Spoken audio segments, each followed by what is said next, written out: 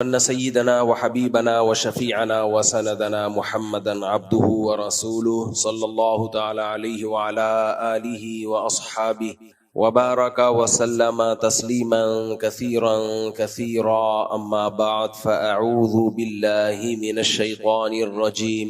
بسم الله الرحمن الرحيم. وَلَنَبْلُوَنَّكُمْ بِشَيْءٍ مِّنَ الْخَوْفِ وَالْجُوعِ وَنَقْصٍ مِّنَ الْأَمْوَالِ وَالْأَنفُسِ وَالثَّمَرَاتِ وَبَشِّرِ الصَّابِرِينَ الَّذِينَ إِذَا أَصَابَتْهُم مُّصِيبَةٌ قَالُوا إِنَّا لِلَّهِ وَإِنَّا إِلَيْهِ راجعون. أولئك عليهم صلوات من ربهم ورحمة وأولئك هم المهتدون. وقال النبي صلى الله عليه وسلم ليس منا من مات على العصبية أو كما قال صلی اللہ علیہ وسلم. قرآن مجید کی آیت اور نبی صلی اللہ علیہ وسلم کی حدیث پڑھی ہے. اللہ تعالیٰ سے دعا ہے اللہ تعالیٰ صحیح طرح سے بات کہنے کی، سننے کی، سمجھنے کی، اور پھر اللہ عمل کی ہم سب کو توفیق عطا فرمائے. قرآن مجید میں اللہ تعالیٰ کا ارشاد ہے وَلَنَبْلُوَنَّكُمْ بِشَيْءٍ مِّنَ الْخَوْفِ وَالْجُوعِ وَنَقْصٍ مِّنَ الْأَمْوَالِ وَالْأَنفُسِ وَالثَّمَرَاتِ.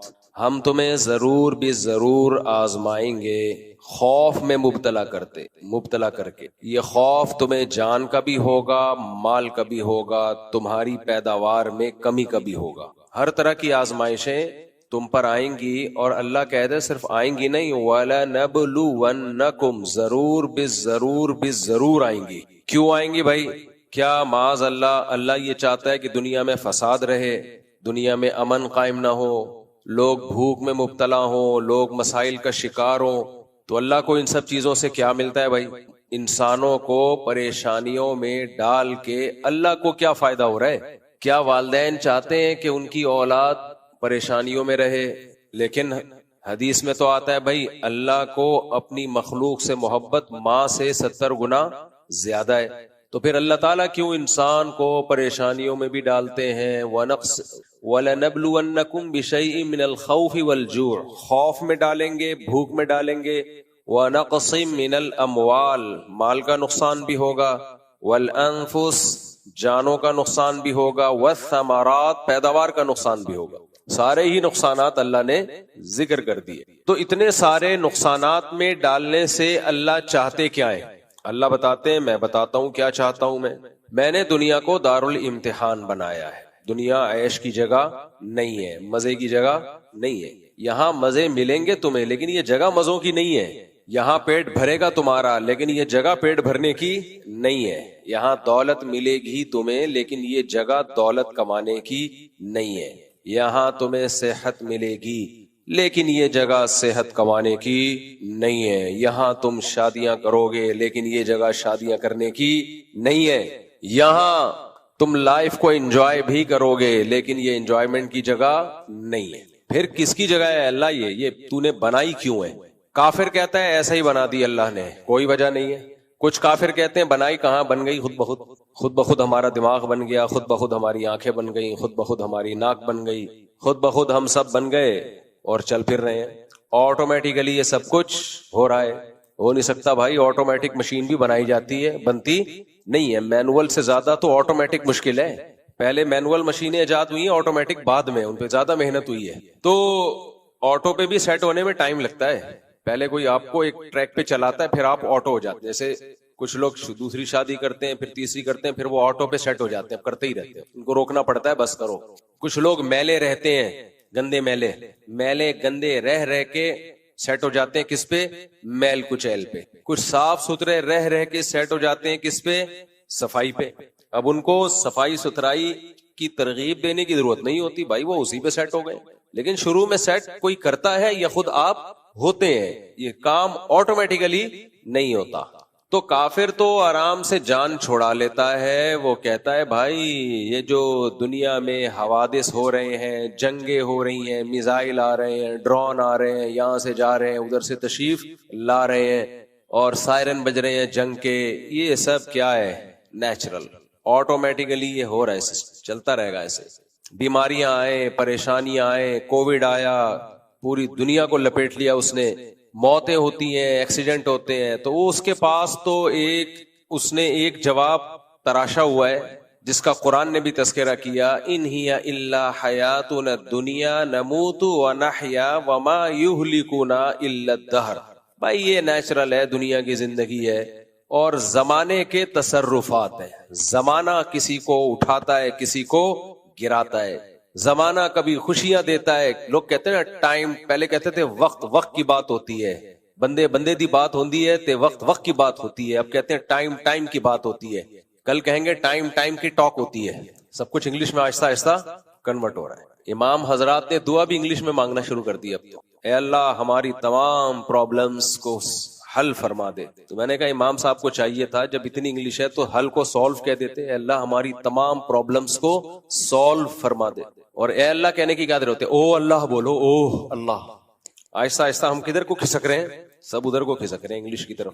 انگلش ضرور سیکھو، بین الاقوامی زبان ہے، میری اور آپ کی ضرورت ہے، لیکن اپنی زبان سے رشتہ مت توڑو بھائی. ہم بھی کسی چیز میں بیلنس ہے ہی نہیں، یا تو ادھر کو کھسک جاتے ہیں پورا، یا بالکل ہی دیسی ہو جاتے ہیں. خیر، تو کافر کے پاس تو جواب آسان ہے. کافر کا بچہ ہم کہتے ہیں نا جس کو اس کے پاس جواب کیا ہے؟ آسان. اس کے پاس جواب آسان ہے بھائی، یہ تو خود بخود ہو رہا ہے، آٹومیٹیکلی ہو رہا ہے. کبھی بزنس اوپر جائے گا، کبھی بزنس نیچے جائے گا، اس میں اللہ کہاں ہے؟ وما یہلکنا الا الدہر.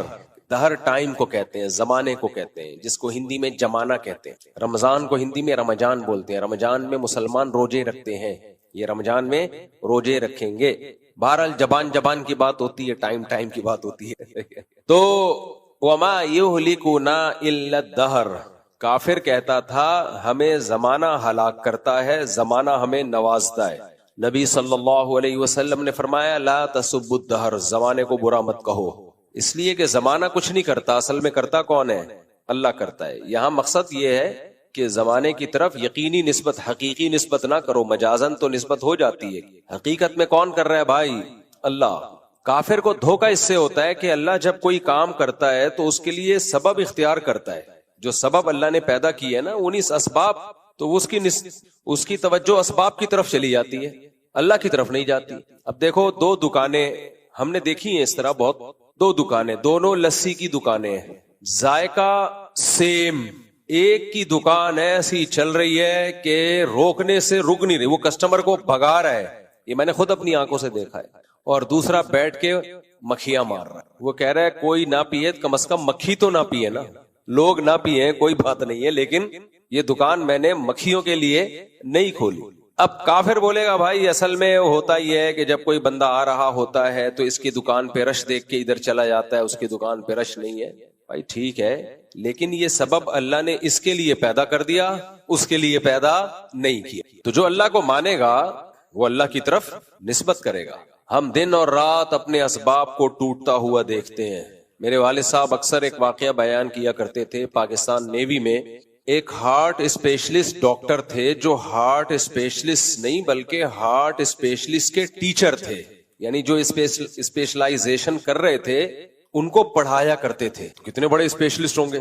اور وہ ڈائیگرام بنا کے، پوری تصویر بنا کے سمجھا رہے تھے کہ دیکھو ہارٹ اٹیک ایسے ہوتا ہے اور اس سے بچنے کی یہ تدبیریں ہیں. والد صاحب نے بتایا کہ ٹیچنگ کے دوران، پڑھانے کے دوران ان کو اٹیک ہوا اور ان کی ڈیتھ ہو گئی. لو بھیا کر لو کیا کرنا ہے. ڈاکٹر ہمیں کہتے ہیں اپنا کولیسٹرول چیک کر کے رکھو، کروانا چاہیے بھائی. 40-50 سال کے بعد مسائل آتے ہیں. بلڈ پریشر چیک کرو، ہر چیز تمیز سے چل رہی ہے. جو ڈاکٹر لوگوں کو کہتا ہے ظاہر ہے وہ خود بھی کر رہا ہوگا. اور جو ہارٹ اسپیشلسٹ ہے اس کی تو فیلڈ ہی یہی ہے. اس نے اپنا کولیسٹرول، خون میں کتنا گاڑھا پن ہے، اور ای سی جی اور یہ سارے ٹیسٹ کروا کے رکھے ہوں گے کہ نہیں رکھے ہوں گے؟ کیا خیال ہے بھائی؟ ایک دم رپورٹیں کلیئر. اور آپ ابھی پڑھا رہے ہیں کہ جی یہ بلاکیج ہوتی ہے، اس کا خیال کرنا چاہیے، پراٹھے نہیں کھانے چاہیے، فیٹ مت لو وغیرہ وغیرہ، چینی کم کرو. یہ سب وہ رپورٹیں وہیں دھری کی دھری رہ گئی اور وہ صاحب گرے اور ان کی ڈیتھ ہو. یقیناً اس کا بھی کوئی سبب ہوگا، اس کا بھی کوئی سبب ہوگا، لیکن اس سبب کو پیدا کرنے والا کون ہے بھائی؟ اللہ ہے. سبب کیا ہوگا؟ ڈاکٹروں سے پوچھو تو کہتے ہیں کوئی کرنٹ آ رہا ہوتا ہے دل میں. وہ کرنٹ جیسے ہمارے یہاں لائٹ ایک دم چلی جاتی ہے نا کوئی وجہ ہوتی ہے ہم لوگ کے یہاں لائٹ جانے کی؟ جنگ نہیں بھی ہوتی تو بھی لائٹ گئی بھی ہوتی ہے، جنگ نہیں بھی ہوتی تو بھی بتیاں بجھی بھی ہوتی ہے. تو ہمیں تو انڈیا سے ویسے بھی کوئی اس لیے مسئلہ نہیں ہے کہ یہ مسئلے تو ہم پہلے سے دیکھ رہے ہیں. اب ڈرون گر رہے ہیں، اللہ ہدایت دے مودی کو. تو لیکن اللہ سے جنگ کی تمنا نہیں کرنی چاہیے. لیکن کراچی نے اتنے دھماکے پہلے دیکھے ہیں، اتنے دھماکے دیکھے ہیں نا کراچی نے، تو ہمارا امیون سسٹم کافی اسٹرانگ ہوا ہے.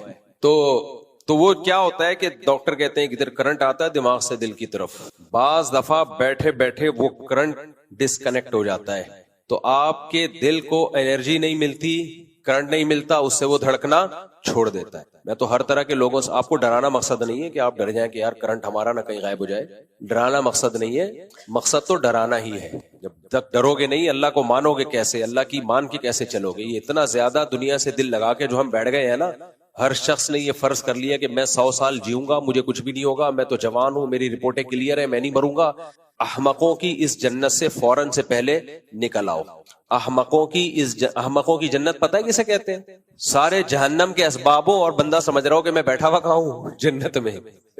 اس کو کہتے ہیں احمقوں کی جنت. تو مقصد آپ کو ڈرانا ہی ہے کہ کسی بھی وقت مر سکتے ہو. ایک بم تو وہ وہاں سے آنے کا خطرہ ہے، لیکن ایک بم ہماری باڈی میں بم لگے ہوئے ہیں، گرنیڈ فٹ ہوئے ہوئے ہیں، کوئی بھی کسی وقت پھٹ سکتا ہے. تو میرے ہر طبقے سے ملنا ہوتا ہے، بڑے بڑے ڈاکٹرز اور ہر فیلڈ کے ڈاکٹروں سے. تو یہ جو ہارٹ اسپیشلسٹ ڈاکٹر ہوتے ہیں نا، ان سے میں نے ایک دفعہ پوچھا کہ ہم تو دیکھتے ہیں کچھ لوگوں کو کوئی ہارٹ کا پرابلم نہیں ہوتا پھر بھی مر جاتے ہیں. وہ جیسے آپ نے دیکھا ہوگا کچھ فٹ بالر ہیں، کھیل کے دوران مر گئے. اگر انہیں انجائنا کا کوئی پرابلم ہوتا، بلاکیج ہوتی، تو اتنی تیز بھاگ سکتے؟ وہ سوال ہی پیدا نہیں ہوتا. ڈاکٹر کہتے ہیں نا، جو آدمی جاگنگ کر رہا ہے اور سانس پھول رہا ہے اور سینے میں پین نہیں ہو رہا، اس کا مطلب اس کی جتنی آرٹریز ہیں وہ سب اوپن ہے، وہ بالکل کھلی ہوئی ہے. لیکن ہم دیکھتے ہیں بھاگتے بھاگتے دھڑام سے گرے، انا للہ. تو میں نے ایک ہارٹ اسپیشلسٹ سے پوچھا، میں نے کہا یہ کیا کہانی؟ بعض دیکھا ہم نے ساری رپورٹیں کلیئر ہے، بیٹھے بیٹھے نکل لیے. تو ڈاکٹر کہتے ہیں بھائی وہ کرنٹ آ رہا تھا، وہ کسی وجہ سے فیوز اڑ گیا یا کیا ہو گیا. جیسے موٹر چلتے چلتے اچانک بند، پتا چلا جی وہ فیوز اڑ گیا. فیوز بھی بہت لوگوں کا اڑتا رہتا ہے. تو کافر کہے گا بھائی دیکھو وہ تو ایک نیچرل ہے، وہاں سے کرنٹ آتا ہے اور اچانک ڈسکنیکٹ ہو جاتا ہے تو مرنا ہے. بھائی بات یہ ہے کہ اللہ دل کو اتنا مضبوط بنا سکتا ہے کہ 100 سال دھڑکتا رہے، وہ اللہ جس نے بچے کی پیدائش سے لے کے 60 سال 50 سال تک اس کرنٹ کو ڈسکنیکٹ نہیں ہونے دیا، وہ ایسا سسٹم بنا سکتا تھا نا کہ موت تک ڈسکنیکٹ نہ ہوتا. اس نے اس میں ایک سقم کیوں رکھا ہے، ایک فالٹ کیوں رکھا ہے؟ کبھی کبھار وہ ڈسکنیکٹ بھی ہوتا ہے. وہ فالٹ اس نے اس لیے رکھا ہے بتانے کے لیے کہ میں نے تمہیں لوہے کا نہیں بنایا، میں نے تمہیں ایسا بنایا ہے کہ کوئی بھی کسی بھی ٹائم پہ مر سکتا ہے. اے اللہ، جاپانی جب مشین بناتے ہیں تو وارنٹی دیتے ہیں 20 سال کی، 30 سال کی، 100 سال کی، 500 سال کی وارنٹیاں بھی ہیں. اور تو احسن الخالقین ہے، فتبارک اللہ احسن الخالقین. تو سب سے اچھا بنانے والا ہے، اور تو 1 منٹ کی بھی وارنٹی نہیں دے رہا ہے. بھائی 1 سیکنڈ کی بھی اللہ گارنٹی نہیں دے رہا کسی کو کہ تو بچے گا، عصر تک بچے گا یا ظہر تک بچے گا یا کل تک بچے گا یا 50 سال تک بچے گا. کسی ایک کی بھی کوئی گارنٹی ہے نہیں ہے. تو کیا مطلب؟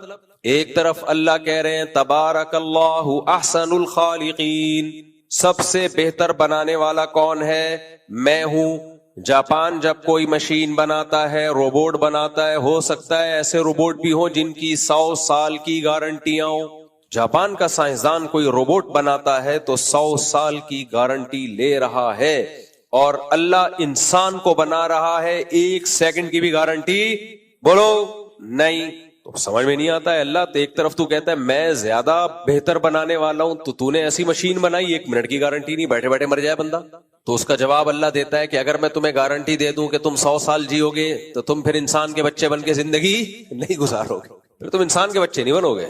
پھر تم بولو گے جس 99 سال کے بعد ہم توبہ کریں گے، پھر تم بولو گے اچھا ابھی 100 سال تو اللہ نے گارنٹی دی ہوئی ہے، تو ٹھیک ہے 99 سال، بلکہ 99 بھی نہیں، جب 99 سال 11 مہینے 30 دن کے ہو جائیں گے، 31واں دن جو دسمبر کا 1 دن رہ جائے گا، اس کے بھی 24 گھنٹوں میں 23 گھنٹے 59 منٹ 59 سیکنڈ کے بعد توبہ کریں گے ہم. کیا خیال ہے بھائی؟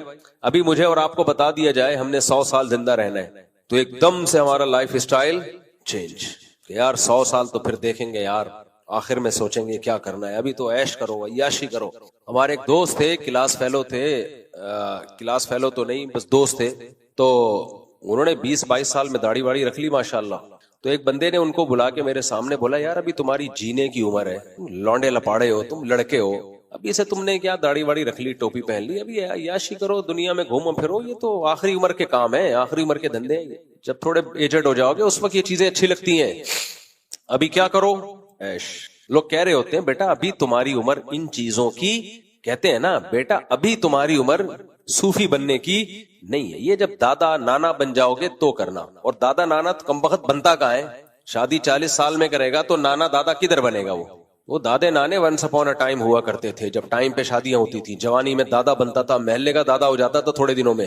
ابھی تو دادا مارکیٹ سے ویسے بھی شارٹ ہے اور ویسے بھی شارٹ ہو رہے ہیں. ویسے شارٹ کا مطلب یہ کہ بننے سے پہلے فوت ہو جاتے ہیں, اور ویسے شارٹ کا مطلب دوسرا والا ویسے جو میں نے بولا اس کا مطلب جو بنتے ہیں ان کی صحتیں اس قابل ہے ہی نہیں کہ وہ زندہ رہیں, بس ان کو پوتے کی اطلاع ملتی ہے اور وہ دنیا سے چلے جاتے ہیں کیونکہ صحتیں ایسی ہو گئی ہیں, پراٹھے پھوڑ پھوڑ کے اور بریانیاں اور وغیرہ وغیرہ پھوڑ پھوڑ کے. خیر, تو اللہ تعالی انسان کی باڈی کی گارنٹی نہیں لیتے. کتنا بڑا پہلوان ہو, کتنا صحت مند ہو, ابھی 2-4 سال پہلے کوئی بہت بڑا باڈی بلڈر تھا, جم میں ہی اس کی ڈیتھ ہوئی ہے. تو جم میں ایکسرسائز کے دوران ٹہل گئے. اچھا ہم لوگ کیا جم میں دنیا سے جانے کا خطرہ زیادہ ہوتا ہے, باہر ملکوں میں نے دیکھا ہے جب کوئی ایکسرسائز کے لیے جم میں جاتا ہے اس کا پہلے بی پی چیک ہوتا ہے, اس کی شوگر چیک ہوتی ہے, سمجھ رہے کہ اس قابل بھی ہے تو اس کے بعد وہ اجازت دیتے ہیں. ہمارے یہاں ہوتا ہے کچھ چلے جاؤ. اب بعض دفعہ آدمی کی شوگر ویسے ہی لو ہوئی ہوئی ہوتی ہے, اس کو پتہ نہیں ہوتا, شوگر کا پیشنٹ بن چکا ہوتا ہے, اس کو پتہ ہی نہیں ہوتا میں شوگر کا پیشنٹ ہوں. اس نے ایکسرسائز کی, اس کی شوگر اور زیادہ لو ہوئی اور وہیں سے لو بھائی, شوگر لو ہوئی اور کام ہو گیا, لو بھائی نکل لیے. بی پی بہت زیادہ پہلے سے لو ہوا ہے, تھوڑی ایکسرسائز کی, ایکسرسائز سے بی پی اور لو ہو جاتا ہے, پسینہ وسینہ نکلتا ہے, تو نکلا تو تھوڑا بہت اندر کچھ بچا تھا وہ بھی ختم. خیر یہ کیا قصے لے کے بیٹھ گیا میں. تو میں یہ عرض کر رہا ہوں کہ دیکھو انسان کی باڈی کی گارنٹی اللہ نے نہیں لی. اب معاذ اللہ یا تو اس کی علامت ہے کہ وہ بنانے والا کہ بنانے میں نقص ہے, ظاہر ہے بنانے والے کے بنانے میں نقص نہیں ہو سکتا. اس نے سورج بنایا, اربوں سال سے اتنی انرجی دے رہا ہے, کبھی تھکا نہیں ہے. 13 لاکھ گنا زمین سے بڑا, 13 لاکھ زمینیں اکلوتے سورج میں آ سکتی ہیں, اور ایسے دہکتا ہوا جہنم کا انگارہ ہے, وہ ایسی آگ پھینک رہا ہے, لوہا پگھل جاتا ہے. کیا ٹیمپریچر ہے لوہے کے پگھلنے کا؟ 50-55. تو پانی نہیں ابلتا 50-55 پہ, خیر 460 ڈگری پہ. بھائی صحیح نالج دینا, پھینکنا نہیں. وہ 5 لاکھ ڈگری سینٹی گریڈ سورج کا ٹیمپریچر. پگھلنے کا لفظ ہلکا ہے, ایسا تباہی مچا دے کہ برباد کر دے. تو اللہ نے بنایا وہ, اور پتہ نہیں کہاں سے اس میں گیس آ رہی ہے. دیکھو ہمارے ہاں گیس آتی نہیں ہے, بل بہت آتا ہے. ایک صاحب کے یہاں بہت زیادہ گیس کا بل آیا, کہتے ہیں کہ جہنم سے کنیکشن لے لیا ہے کیا. پاکستانی قوم جو ہے باتوں میں بہت تیز ہو گئی, کہہ رہے ہم نے کوئی جہنم سے تھوڑی کنیکشن لیا ہوا بھائی جتنا بل بات. تو کتنا ایندھن اللہ نے سورج میں ڈالا, جلا جا رہا ہے کروڑوں اربوں سال سے. میں تو وہ ناسا کی ویڈیو بہت شوق سے دیکھتا ہوں, کوئی ویڈیو چھوڑتا نہیں ہوں میں, جو ناسا کی اپڈیٹس آ رہی ہوتی ہیں. اچھا لوگوں کو کچھ پتا نہیں ہوتا, لوگ کہتے ہیں کباڑ کا ڈبہ چھوڑا ہوا ہے وہ وہاں تک پہنچا کیسے. ہمارے یہاں ناسا سے بڑے سائنسدان ہیں الحمدللہ. جب میں لوگوں کے کمنٹ بھی پڑھتا ہوں, میں دیکھتا ہوں اس خبر کا لوگوں پہ کیا اثر پڑ رہا ہے. وہ جو خلائی سیارہ چھوڑتے ہیں نا, تو ناسا نے ایک سیارہ چھوڑا ہوا ہے, غالباً 87 میں چھوڑا تھا سورج کی طرف, بہت تیز اسپیڈ میں, سیکنڈوں میں پتہ نہیں کتنے کلومیٹر چلا جاتا ہے وہ.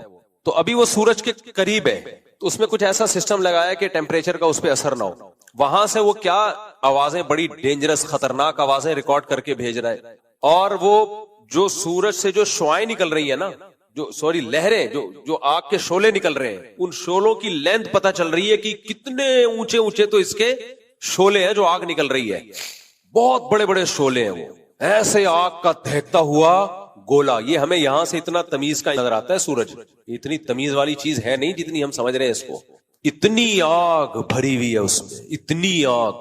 اور ہزاروں سال تو اس کے مرکز سے جو انرجی نکلتی ہے نا, جو لائٹ نکلتی ہے, ہزاروں سال اس لائٹ کو سورج کی تہہ تک پہنچنے میں لگتے ہیں, اور پھر 9 منٹ میں ہم تک پہنچ جاتی ہے وہ. تو قدرت کا ایک چیز قدرت کا شاہکار ہے. اور کمال کی بات ہے وہ سورج کیا کر رہا ہے؟ زمین کو اپنے محور پہ گھما رہا ہے، زمین چاند کو اپنے محور پہ گھما رہی ہے، زمین چاند کو اپنے گرد گھماتے ہوئے سورج کے گرد بھی گھوم رہی ہے، اور سورج ان سیاروں کو اپنے گرد گھماتے ہوئے کہکشاں کے گرد گھوم رہا ہے. یہ ایسے چھپ چلتے چلے جا رہے ہیں تمیز سے، پریڈ ہو رہی ہے پوری. ما ترى في خلق الرحمن من تفاوت. تبارک الذی میں سورہ ملک میں اللہ کہتے ہیں فرجع البصر هل ترى من فطور ثم ارجع البصر كرتين ينقلب اليك البصر خاسئا وهو حسير، کہ تو اس کائنات کی وسعتوں میں ذرا نظر اٹھا کے دیکھ، تجھے خدا کی بنائی ہوئی چیزوں میں کوئی عیب نظر نہیں آئے گا. اللہ کہتے ہیں ایک دفعہ ذرا نظر گھما، ثم ارجع البصر، نظر گھما کے تھک گیا ہے، بیٹھ گیا ہے، دوبارہ ایک دفعہ ہمارے کہنے پر دوبارہ نظر اٹھا کے دیکھ، آسمانوں کی وسعتوں میں غور کر. اس وقت آسمانوں کی وسعتوں میں غور کرنا ممکن تھا نہیں، بس یوں نظر اٹھائی یہی. آج تو آسمانوں کی وسعتوں میں غور کرنا آسان ہے، کتنے بڑے بڑے سیارے چھوڑے ہوئے سائنسدانوں نے. تو اللہ کہتے ہیں ثم ارجع البصر کرتین، دوبارہ اپنی نظر اٹھا، ایک دفعہ نہیں دوبارہ غور کر، بار بار. کرتین کا مطلب بار بار یہ کام کر. ینقلب الیک البصر خاسئا، اے کافر جو خدا کی تخلیق میں عیب نکالتا ہے، تیری نظر تجھ پر واپس لوٹے گی اور ذلیل بھی ہو چکی ہوگی، وہو حسیر، اور تھک چکی ہوگی. بعض دفعہ ذلت ہوتی ہے، تھکتا نہیں آدمی، وہ کہتا ہے دوبارہ ٹرائی کرتا ہوں میں. آپ گئے کسی طاقتور سے لڑنے کے لیے، اس نے ایک تھپڑ لگا دیا آپ کو، آپ ذلیل تو ہو گئے سب کے سامنے لیکن ابھی تھکے نہیں ہو. آپ کہتے ہو چلو دوبارہ ٹرائی کریں گے، دوبارہ گئے، اس نے پھر ایک چپیڑ لگا دیا، پبلک میں پھر ذلیل ہو گئے لیکن ابھی آپ تھکے نہیں ہو. ایک وقت آتا ہے مار کھاتے کھاتے آپ ذلیل تو ہو رہے ہو، تھک بھی جاتے ہو، بولتے ہو بھائی یہ نہیں ہو سکتا، اب میں دوبارہ یہ کوشش نہیں کروں گا. تو اللہ کہتے ہیں اس کائنات کی وسعتوں میں جب تم غور کرو گے، اس کائنات کی وسعتوں میں آسمانوں میں دیکھو گے، غور کرو گے، نظر دوڑاؤ گے، تو ایک دفعہ جب نظر دوڑاؤ گے کہ اللہ کی بنائی ہوئی تخلیق میں کوئی عیب نکالے ہم، تو تمہاری نظر ذلیل ہو جائے گی، تھکے گی نہیں. تم کہو گے دوبارہ ہم تحقیق کریں گے، بھائی شاید کچھ اللہ کی بنائی ہوئی مخلوق میں کوئی عیب ہم تلاش کر سکیں. لیکن جب بار بار ہمارے مشورے پر یہ کام کرو گے، ہم تمہیں حکم دے رہے کرو، تو ایک وقت آئے گا خاسئن بھی ہوگی، حسیر بھی ہوگی، حسرت سے تھکی ہوئی اور ذلیل بھی ہو چکی ہوگی. کوئی بھی چیز اٹھا کے دیکھ لیں کائنات میں، مچھر پہ غور کر لو، پاگل ہو جاتا ہے آدمی. یار اللہ نے اتنی سی مخلوق کو ایسا زبردست بنایا ہے، 100 آنکھیں اس کی کھوپڑی پہ لگا دی، اتنی سی کھوپڑی پہ 100 آنکھ. تبھی مچھر 360 ایک پہ دیکھتا ہے، 360 پہ دیکھ رہا ہوتا ہے مچھر. نہیں آئی سمجھ میں، ہم سمجھ رہے تو ادھر کو جا رہا ہے، ادھر نظر آ رہا ہے. نا نا نا نا، وہ پیچھے دیکھ رہا ہے کہ بندہ بیٹھا ہوا ہے، ابھی اس کا خون چوسنا ہے. اور یہ کام مچھر نہیں کرتا، مچھریا کرتی ہے. مادہ مچھر خون چوستی ہے، نر مچھر خون، کچھ چیزیں کامن ہوتی ہیں، استغفر اللہ. تو مادہ مچھر کیا کرتی ہے؟ خون چوستی. نر مچھر نہیں، مادہ مچھر کو انڈے دینے ہوتے ہیں نا، تو اس کے لیے اس کو خون چاہیے ہوتا ہے. اب دیکھو ہمیں ہی کاٹتی ہے اور ہمارے ہی خون پہ انڈے بھی دیتی ہے، یعنی اس کی ماں نے ہمارا خون پیا تھا تو اس کو جنا تھا. احسان فراموشی ہے یا نہیں ہے؟ ہمارا خون نہ پیا ہوتا تو اس مچھریا کی ماں نے اس کو جنا ہوتا؟ نہ، ہمارا خون پی کے اس کی ماں نے اس کو جنا. اس کا شکر کا تقاضا یہ تھا اب ہمارا خون نہ پی، کہ بھئی مجھے تو زندگی انسان کے خون کے پینے سے ملی ہے، میری ماں نے ان کا خون پیا تھا مفتی صاحب کا تو میں پیدا ہوئی، یا آپ مفتی صاحب کا یا مستفتی صاحب کا جو بھی ہے، تو اس کا تقاضا ہے. لیکن کہتی ہے نہیں، میری ماں نے تیرا خون پی کے مجھے جنا تھا، اب میں بھی تیرا خون پی کے اپنے بچوں کو جنوں گی. اٹ از کالڈ احسان فراموشی. یہ بہت بڑی احسان فراموشی ہے جو استغفر اللہ، جو مچھریا کو نہیں کرنی چاہیے. خیر، تو کیا بات کر رہا تھا یار، کدھر کو نکل گئے ہم. ہاں، اللہ تعالیٰ کہتے ہیں ما ترى فی خلق الرحمن من تفاوت، تمہیں رحمان کی تخلیق میں بنائی ہوئی چیزوں میں کوئی عیب نظر نہیں آئے گا. عیب کا مطلب کیا ہے؟ جس چیز کو جیسا بنانا چاہیے تھا نا، ہونا چاہیے اس کی نیچر کے مطابق، بالکل ویسا ہی بنایا ہے، اس کو بالکل ویسا بنایا ہے. تو یہ اس کی علامت ہے، بھائی بنانے والا ناقص نہیں ہے. لیکن پھر وہی سوال، اے اللہ، جاپان تو یہ دعویٰ نہیں کرتا کہ میری بنائی ہوئی چیزوں میں کوئی عیب نہیں ہے، بلکہ انہوں نے کمپنیاں بٹھائی ہوئی ہیں، سوزوکی کمپنی، ٹویوٹا کمپنی میں کچھ سائنٹسٹ اور انجینئرز ہر وقت بیٹھے رہتے ہیں، بھائی کہیں کوئی فالٹ نظر آئے تو بتاؤ، اگلی جب جو پروڈکٹ مارکیٹ میں آئے گی تو اس میں ہم اس فالٹ کو دور کریں گے. تبھی وہ جاپانی کمپنیوں کا اب تک کوئی مقابلہ نہیں کر سکا ہے. اس کی وجہ یہ ہے کہ جب کوئی کمپنی لاتی ہے نا کچھ پروڈکٹ مارکیٹ میں تو جاپان اس سے ایک سٹیپ آگے جا چکا ہوتا ہے. تو لیکن جب جاپان چیزیں بنا رہا ہے بھائی وہ کہہ رہے ہیں میں یہ دعویٰ نہیں کرتا کہ کوئی فالٹ نہیں ہے, ہو سکتا ہے ہمیں بتائیے, کمپنی اس کو اگلی دفعہ میں ٹھیک کر دے گی, لیکن پھر بھی وہ گارنٹی لیتا ہے 100 سال کی, 150 سال کی, 200 سال کی, 50 سال کی گارنٹیاں لے لیا. اللہ کہہ رہے میری بنائی ہوئی تخلیق میں کوئی فالٹ نہیں ہے لیکن گارنٹی نہیں لے رہا. اتنی سی بھی گارنٹی نہیں ہے. بعض دفعہ تو اللہ نے فرشتے نے ماں کے پیٹ میں لکھ دیا ہوتا ہے یہ بچہ پیدا ہونے سے پہلے مرے گا. یہ ماں کے پیٹ میں لکھ دیا جاتا ہے کہ یہ بچہ پیدا ہونے سے پہلے مر جائے گا, یہ پیدا ہوتے ہی مر جائے گا, یہ پیدا ہونے کے سال بعد مر جائے گا, یہ پیدا ہونے کے 2 سال بعد مر جائے گا, یہ 50 سال کا ہو کے مرے گا, اور یہ 100 سال کا ہو کے بھی نہیں مرے گا. جیسے طارق بھائی اللہ ان کی عمر میں بہت برکت دے ماشاءاللہ, اللہ اور برکت دے ان کی عمر میں. ان کے ساتھ کے جتنے تھے مارکیٹ سے, ہماری مسجد کمیٹی کے پرانے صدر تھے, اللہ نے ان کو بڑا اسٹیمنا دیا ہے, حوصلہ دیا ہے, بہت ساری بیماریاں جھیلی ہیں انہوں نے. اچھا جب بھی مجھ سے ملتے مفتی صاحب میرا آخری وقت ہے بس میں جا رہا ہوں, 20 سال سے یہ کہہ رہے ہیں, اللہ اور برکت دے ان کو. میرا مقصد ان کا مذاق اڑانا نہیں ہے, ان کو اپریشیٹ کرنا ہے. تو 20 سال سے کہہ رہے ہیں مفتی صاحب میں گیا اور واقعی بیماریاں دیکھ کے لگتا گئے, ان کے علاوہ ان کے ساتھ کے سب چلے گئے.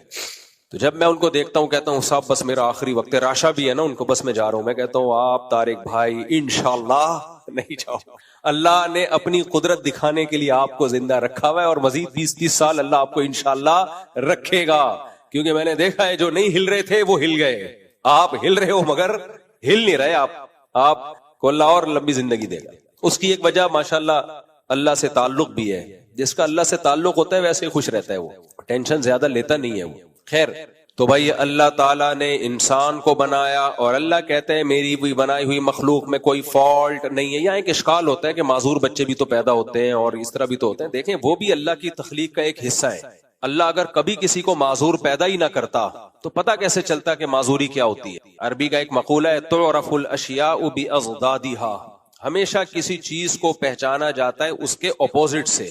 نابینا اگر نہ ہوتے تو آنکھوں کی نعمت کا پتہ نہ چلتا. تو 100 میں ایک آدھ اللہ نے اس لیے رکھا ہے, وہ بھی اللہ کی تخلیق کا ایک حصہ ہے, اس کی حکمتوں کا ایک حصہ ہے.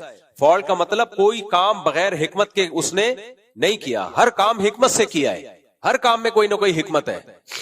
تو اللہ تعالیٰ کی حکمت نے تقاضا کیا کہ انسان کی زندگی کی گارنٹی نہ لی جائے. کسی پر کسی بھی وقت میں موت آ سکتی. اس کی وجہ کیا ہے اللہ خود بتاتا ہے قرآن میں. کافر کہتا ہے کوئی وجہ نہیں ہے, بس ایسے ہی ہے. اللہ کہتے ہیں نہیں بھائی ایسے ہی کچھ نہیں ہو رہا.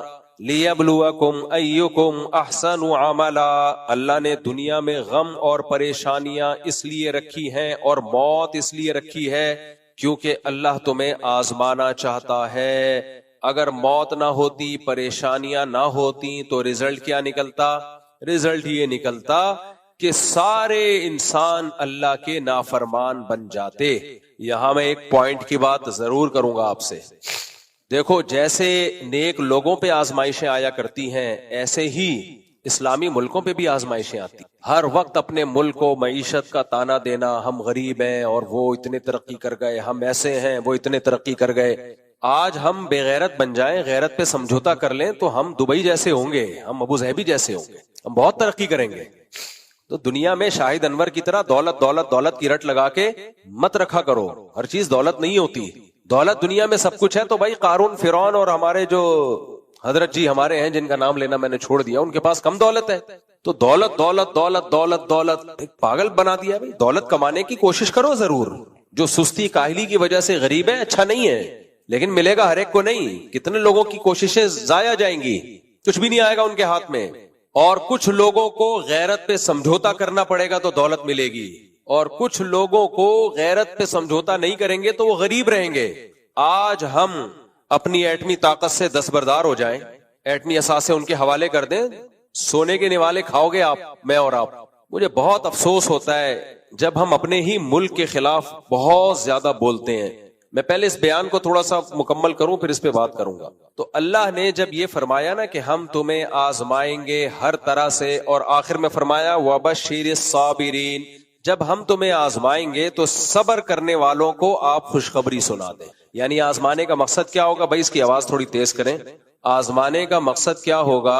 اللہ یہ دیکھنا چاہیں گے کہ کون صبر کرتا ہے اور کون شکر کرتا ہے. ابھی آزمائشیں دو طرح کی ہوتی ہیں. ایک آپ کی ذاتی زندگی میں آزمائشیں آتی ہیں, کوئی کاروبار کا نقصان ہو گیا, اللہ نہ کرے کسی کا بچہ فوت ہو جائے, اللہ نہ کرے کسی کا کوئی گھریلو جھگڑا ہو, بیماری آ جائے, کینسر آ گیا, کوئی بھی بیماری, کچھ بھی ہو گیا. ایک آزمائش یہ ہوتی ہے. ایک آزمائش ہوتی ہے اجتماعی, قوم پہ ایک آزمائش آئی ہوئی ہے, کنٹری پہ آزمائش آئی ہوئی ہے. تو اللہ کہتے ہیں ہم تمہیں آزمائیں گے.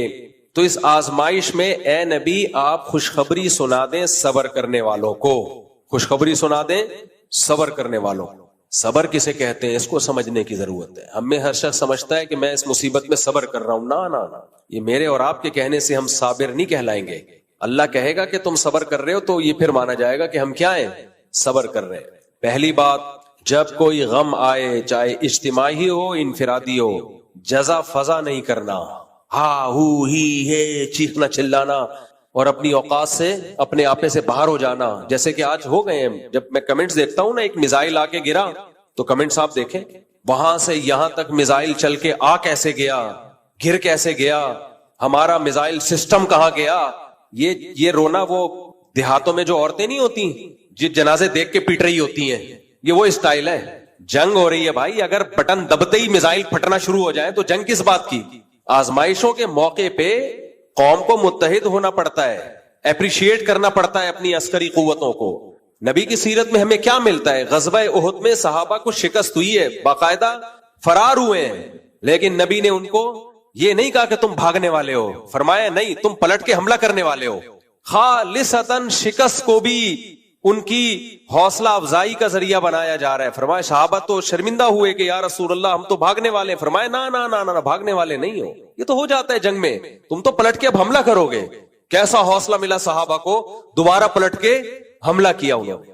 اور ہم جنگ جیت رہے ہیں, اس کے بعد بھی نیگیٹو لوگ کیا کر رہے ہیں, ایسا تاثر دے رہے ہیں کہ ہم ہار رہے ہیں. یہ بہت دماغ میں بھوسا بھر گیا ہے, بہت زیادہ. اتنا کسی قوم کھوپڑی خراب نہیں ہوتی جتنی ہماری کھوپڑی خراب ہو گئی ہے. جنگوں میں میزائل بھی آتے ہیں, گرتے بھی ہیں, ڈرون حملے بھی ہوتے ہیں. یہ نہیں دیکھ رہے کہ اتنے ڈرونز کو گرا دیا ہے, ناکام بنا دیا ہوا میں. جن ڈرونز کو ہٹ کر کے گرایا ہے نا, اس پہ بھی یہ تبصرہ یہاں تک آنے کیوں دیا, نہیں یہی بات میرا خیال.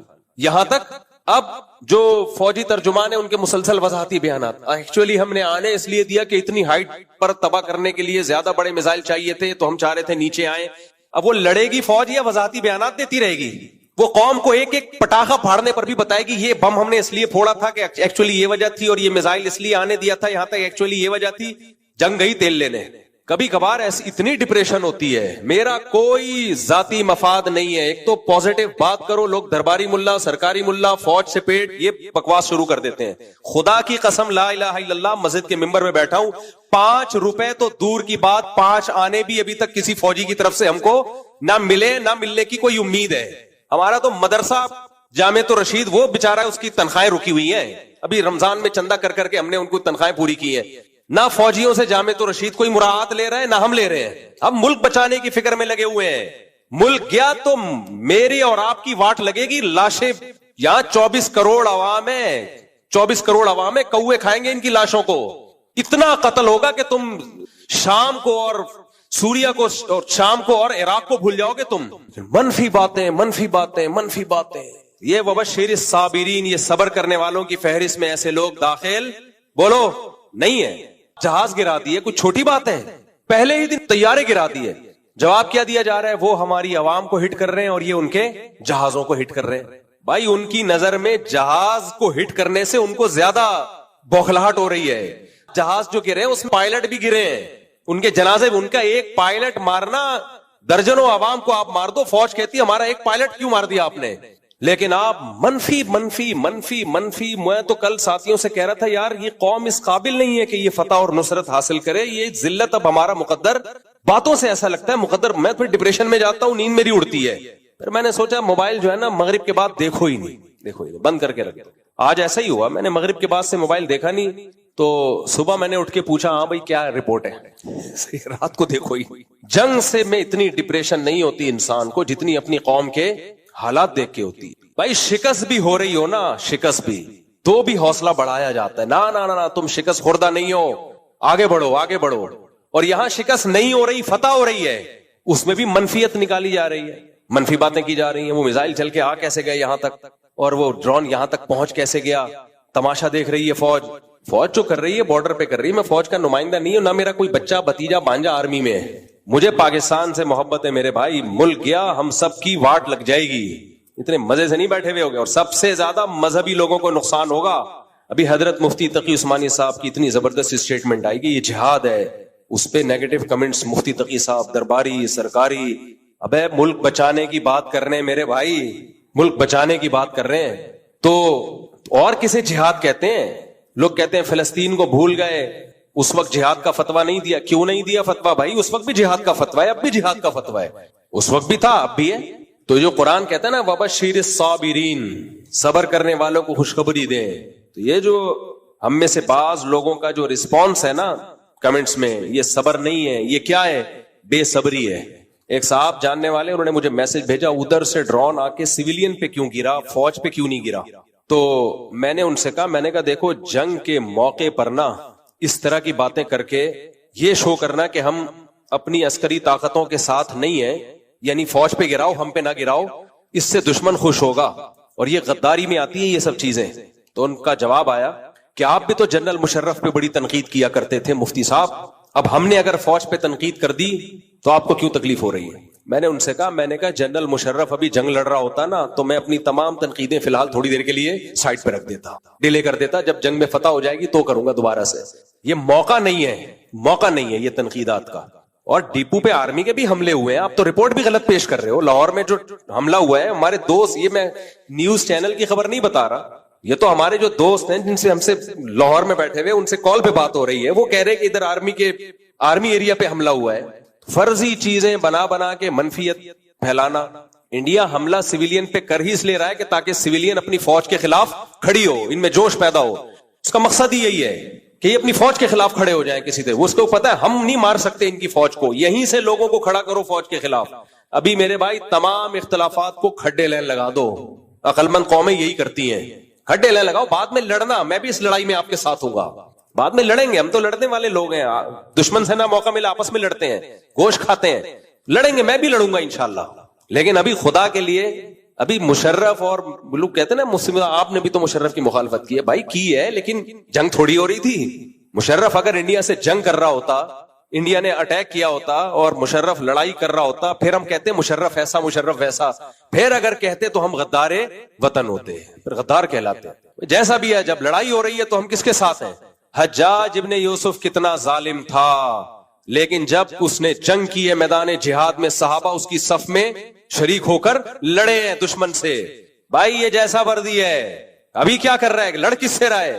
اسلام دشمنوں سے لڑ رہا ہے. تو منفی باتیں مت کرو، یہ کیوں ہو رہا ہے وہ کیوں ہو رہا ہے. آپ پتا کسی کو کچھ بھی نہیں ہوتا. میں جب واگا بارڈر گیا وہاں میں نے ایک بیان دیا، اس پہ بھی کچھ لوگ کہہ رہے ہیں کہ پیڈ ہیں، کوئی لفافے مل رہے ہیں. اللہ کی قسم ہم نے کسی فوجی سے رابطہ نہیں کیا کہ ہم واگا بارڈر جا رہے ہیں، کیا خیال ہے کتنے پیسے ملیں گے. ہم جب وہاں پہنچے ہیں فوجیوں کو بھی نہیں پتا تھا کہ ہم آئے ہوئے. کیونکہ جب پتا چلا بہت خوش ہوئے. اس کرنل تھے انہوں نے کہا کہ ہمیں حوصلہ چاہیے بھائی، حوصلہ پبلک. تو بہت خوش ہوئے کہ آپ لوگوں نے آ کے ہمیں حوصلہ دیا. کچھ ان کو جہاد کی آیتیں سنائی، کچھ ان کے اپریشیٹ کیا. اتنا خوش ہوئے کہ دل باغ باغ ہو گیا. کوئی تو آیا. تو منفی سوچنا چھوڑ دو، سمجھ رہے ہو؟ کچھ تھوڑا سا مثبت سوچا کرو. یہ سب نے مل کے اس میں ہم نے قوم پوری اکٹھی ہوگی اس مسئلے پر. اور سامنے کیا ہے؟ بتوں کی عبادت کرنے والے، پتھروں کو پوجنے والے. اور بات یہ کہ آپ کے بارڈر پہ جتنے ملک ٹچ ہوتے ہیں سب ویسے ہی آپ کے دشمن ہیں، وہ سب ویسے ہی آپ کے دشمن ہیں. تو قوم بھی دشمن ہوگی تو بنے گا کیا ہمارا؟ فوج سے آپ دشمنی نکال رہے ہو، فوج کی ایسی کی تیسی ہو جائے گی آپ کی، لیکن آپ کی بھی ہوگی، پھر آپ کی اس سے بڑی ہوگی. اور جن کو آپ اپنا دوست سمجھ رہے ہو کہ جی ہمارے دوست ہیں اور یہ ہمیں آزادی دلائیں گے اس فوج سے، نا نا نا نا نا نا، وہ ایسا غلام بنائیں گے نا آپ کو کہ آپ کی سوچ ہوگی. انڈیا کے مسلمانوں کا حال دیکھو. انڈیا کے مسلمان صبح و شام انڈیا کی محبت کے نعرے لگاتے ہیں، مگر انڈیا ان کو اپنا ماننے کے لیے تیار نہیں ہے. وہ بیچارے زندگی ان کی گزر گئی یہی سمجھاتے ہوئے ہم پاکستان کے دشمن ہیں، ہم انڈیا سے محبت کرتے ہیں. انڈیا کہتا ہے جھوٹ بول رہے ہو، حالانکہ وہ کر رہے ہوتے ہیں، وہ ملک کے لیے قربانیاں دے رہے ہیں، لیکن نہیں مانتا مودی. इंडिया से मेरी मुराद है ये मोदी की गवर्नमेंट, ये नहीं मानती। कितना जुल्म हुआ है अहमदाबाद में, मोदी ने कितना जुल्म किया है, कितना जुल्म किया है अहमदाबाद में मोदी ने, क्या कुछ किया है। बाबरी मस्जिद शहीद नहीं हुई, इसी तंजीम के गुंडों ने शहीद की है बाबरी मस्जिद को, इसी ने अहमदाबाद का वाकया हुआ है, ये सब इसी तंजीम के कारनामे हैं। कितनी वीडियोस आपने सोशल मीडिया पे देखी है, मुसलमानों को डंडे से मार मार के कत्ल किया जा रहा है। वक्फ की जमीनें सरकारी अमलाक में ली जा रही हैं। सदियों से जो मुसलमानों की वक्फ की जमीनें थी जिससे मस्जिद और मदरसे चला करते थे, मोदी सरकार ने आके वो सरकारी तहवील में ले ली हैं। तलाक के मसाइल में मुदाखलत जो खालिसतन मुसलमानों के आइली कवानीन है। डॉक्टर जाकिर नाइक पे पाबंदियां, एक दहशतगर्दी का झूठा इल्जाम लगा के मुल्क बदर कर दिया। तो जो अपने मुल्क में जिन्होंने मुसलमानों का ये हशर किया हुआ है, तुम क्या समझते हो फतह के बाद वो तुम्हें इज्जत देंगे?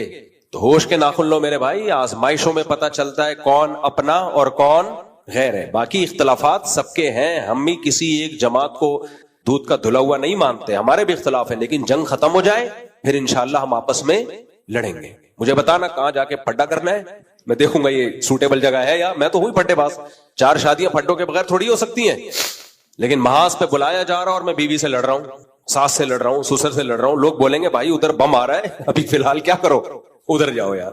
ये लड़ाइयां चलती रहेंगी, सास बहू की लड़ाइयां, सियासी लड़ाइयां, फौज इस्टेब्लिशमेंट से लड़ाइयां, सिस्टम। जो हमारे इलेक्शन हुए वो किससे हुए हैं? सिस्टम, सारी दुनिया को पता है। लेकिन मुझे गम इसलिए नहीं होता कि पहली दफा थोड़ी हुआ है, तो हमेशा सिस्टम से ही होते हैं। अबे जो गम पहली दफा पहुंचता है ना, उस पर इंसान को तकलीफ होती है। जो जिस गम के हम पैदा ही उस गम में हुए हो, तो उस गम की क्या तकलीफ है यार।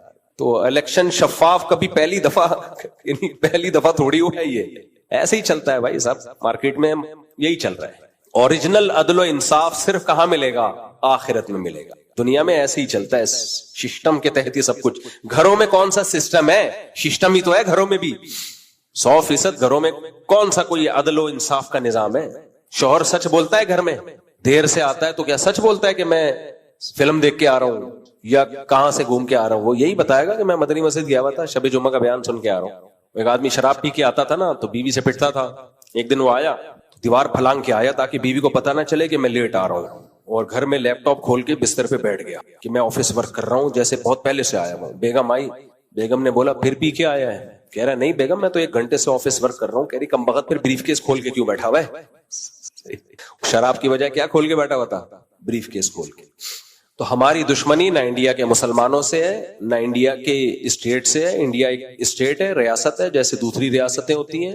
हमारा दिमाग नहीं खराब कि बिला वजह रियासतों से हम पंगे लेना शुरू करें, लेकिन जो इंडिया की मौजूदा गवर्नमेंट है, गवर्नमेंट, उससे हमारी दुश्मनी है, उसको हम नहीं छोड़ेगा। सही है, इसको नहीं छोड़ेगा इंशाअल्लाह। और इस जंग में अगर हमारा कोई नुकसान होता है जानी या माली, तो उस पर हमने वावेला नहीं करना। क्यों मर गए, फौज कहां है? तो जंग में मरेंगे भी मारेंगे भी। फयक्तुलूना व युक्तलून, कुरान कहता है लड़ते हैं, मारते भी हैं, मरते भी हैं, सब कुछ होगा। और उससे बड़ी बात, ये फौजी क्यों नहीं मर रहे? फौजी मर गए तो तुम क्या करोगे फिर? तेरा क्या होगा कालिया? इस पे तो खुश होना चाहिए फौजी नहीं मर रहे, हालांकि वो भी शहादतें पेश कर रहे हैं, ऐसा नहीं है कि वो उनको कुछ नहीं हो रहा। तो मुस्बत सोच रखो, वरना दिमाग ने एक दिन ब्रेन हेमरेज से फट के मर जाओगे किसी दिन।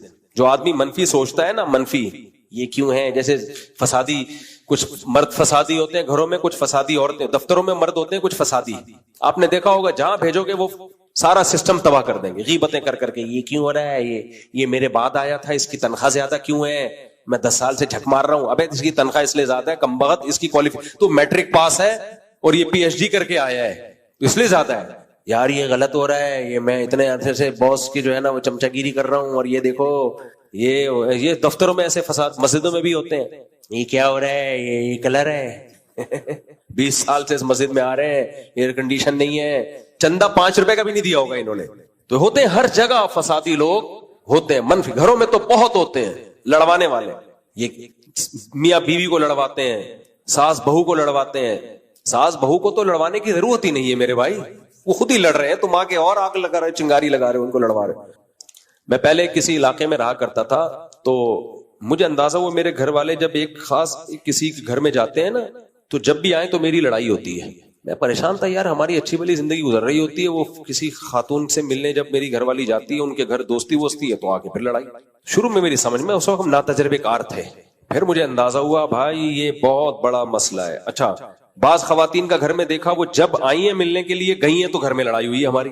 ابے وہی چل رہا ہے, اچھا والا نہیں ہو رہی تھی, یہ اس کے آنے سے ہوتی ہے.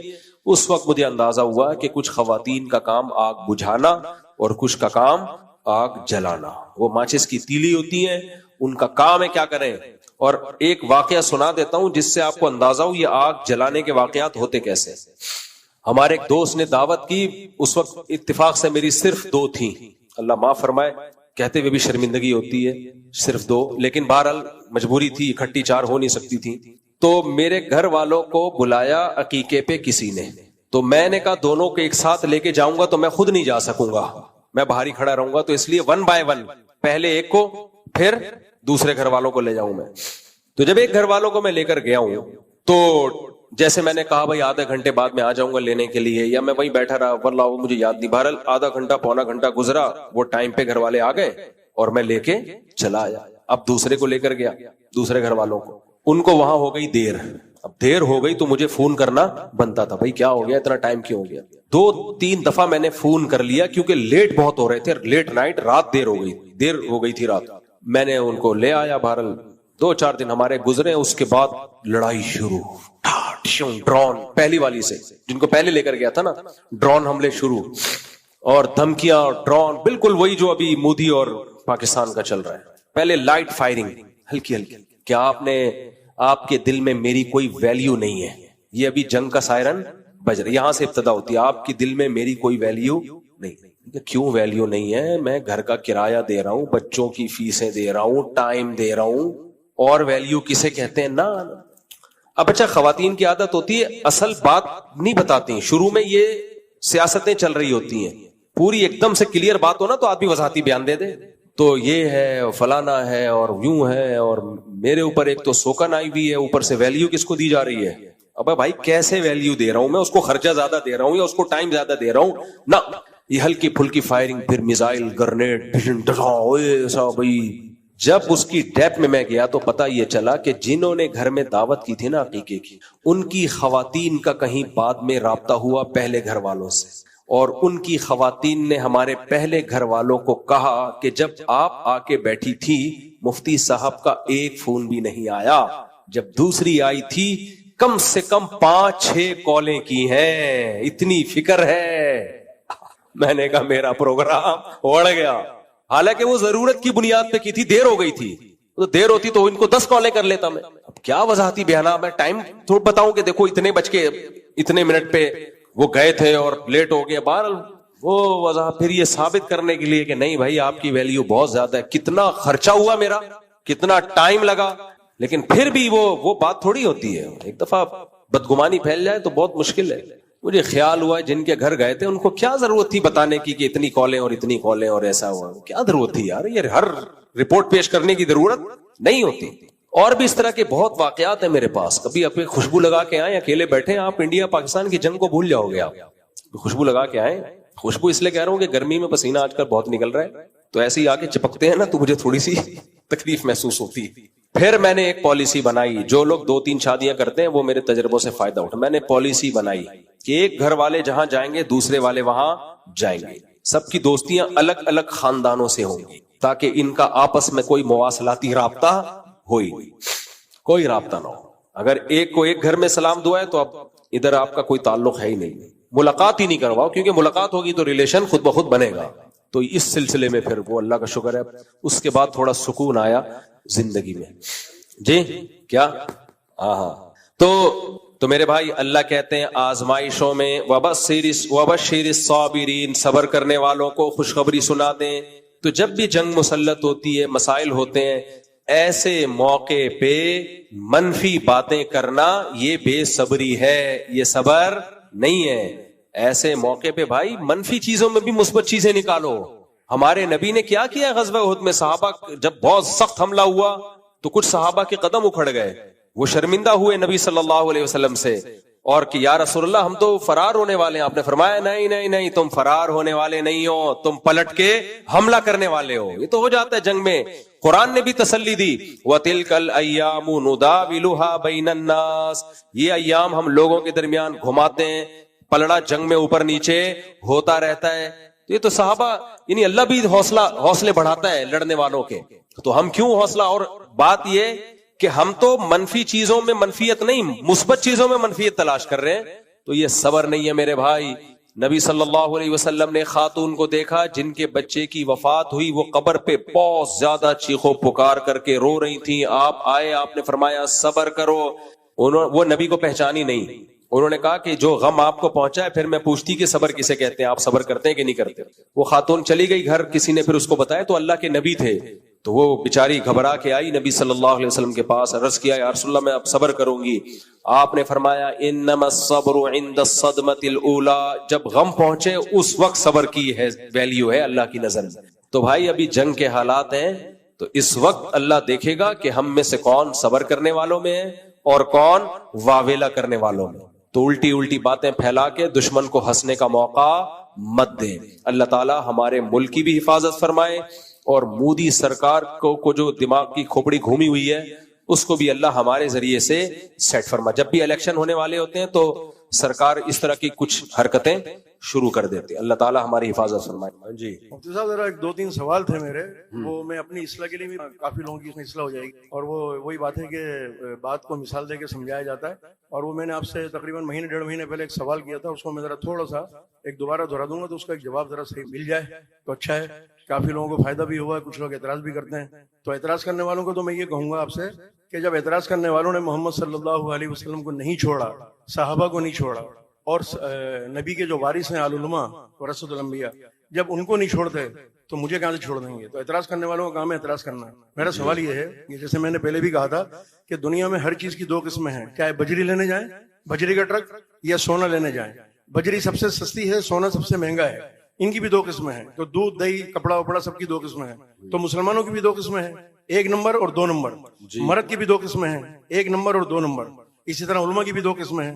تو اب مسئلہ یہ ہے کہ ایک نمبر مسلمان وہ ہے کہ یقیناً جو فجر کا اہتمام کرے گا، اپنا الارم لگائے گا، اس نے اٹھنے کا اہتمام کرے گا، وہ ایک نمبر مسلمان ہے، اور جب آنکھ کھل جائے گی تو مسجد کی طرف دوڑ لگائے گا تو یہ ایک نمبر مرد ہے، اور جو یہ نہیں کر رہا وہ دو نمبر مسلمان ہے، دو نمبر مرد ہے۔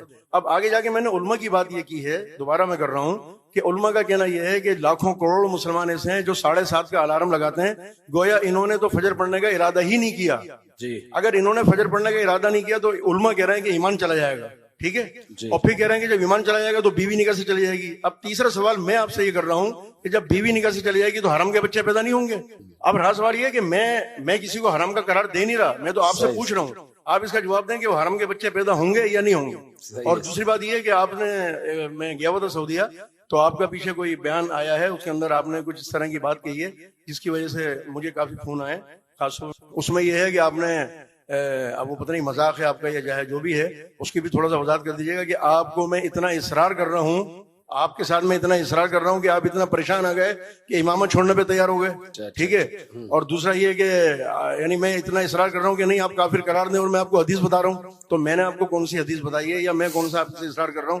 میں نے تو یہ سوال کیا تھا اور اس سے الحمدللہ لوگوں کو فائدہ ہوا ہے، اس کا ذرا جواب۔ بھائی یہ رفیع بھائی نے مجھ سے سوال پوچھا تھا کہ فجر کی نماز جو جان بوجھ کر قضا کر دے تو مفتی صاحب وہ تو کافر ہو جاتا ہے، اس کے بچے، یعنی جب بیوی نکاح سے گئی تو بچے بھی ناجائز پیدا ہو رہے ہیں۔ تو میں نے کہا تھا یار رفیع بھائی، میں نے کوئی ایسا کلپ چلایا جس میں میں کہہ رہا ہوں رفیع بھائی یار مجھے امامت چھوڑنے پر مجبور کر رہے ہو، تم ایسی باتیں کروا رہے ہو، تو رفیع بھائی اس کو دل پہ لے گئے۔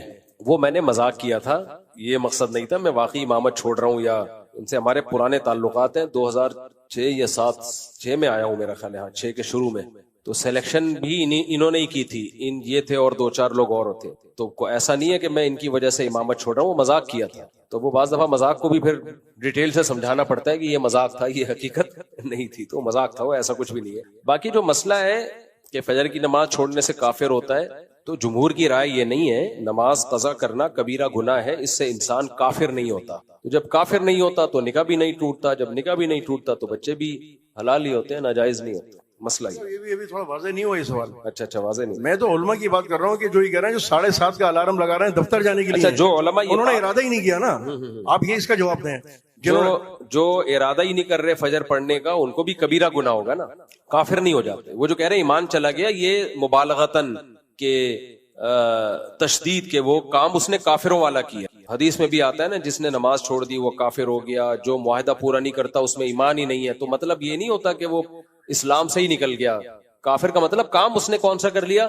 کافروں والا. اس کو کہتے ہیں کفرن دون کفرن, چھوٹی نوعیت کا کفر جو کافروں والا کام. اس کی مثال ایسے جیسے ایک آدمی کے پاس بہت کم پیسے ہو, ہم کہتے ہیں اس کے پاس تو ٹکا ہے نہیں, حالانکہ پیسے تو ہوتے ہیں. تو اسی طرح اس کے پاس ایمان تو ہوتا ہے لیکن بہت تھوڑا ایمان ہے, تو اس کو کہا جاتا ہے ایمان ہے ہی نہیں اس کے پاس, تو اس لیے ایسا کہا جاتا ہے. ایک بات اور تھی جی کہ میں یہ کہنا چاہوں گا کہ کوئی سوال کرنے والا ہو یا جواب دینے والا ہو, آپ ہوں یا دیگر اور لوگ ہوں, ٹھیک ہے, تو میں سمجھتا ہوں کہ وہ اس بات کی فکر نہ کریں جواب دینے میں یا سوال کرنے میں کہ راضی رہے رحمان بھی اور خوش رہے شیطان بھی.